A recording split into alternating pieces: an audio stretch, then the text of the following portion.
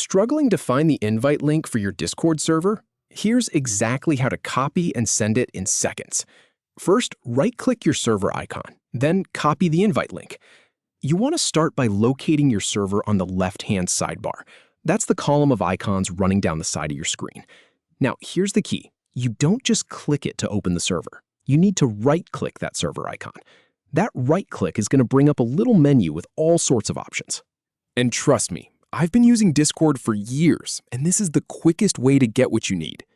From that menu, you're going to see an option that says Invite People. Click on that.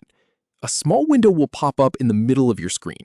It looks pretty clean, just a link sitting there with a copy button next to it. Go ahead and click that copy button. This puts the invite link directly onto your clipboard. It doesn't send it anywhere yet, so don't worry. Now you can paste that link anywhere you want. Just go to a chat, press Ctrl-V on your keyboard, or right-click and select Paste, and your invite link appears. You can send it to a friend, drop it in a group chat, or even save it for later.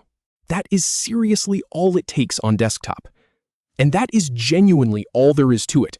You can now paste that invite link into any text message, any direct message, or even send it in another chat on Discord.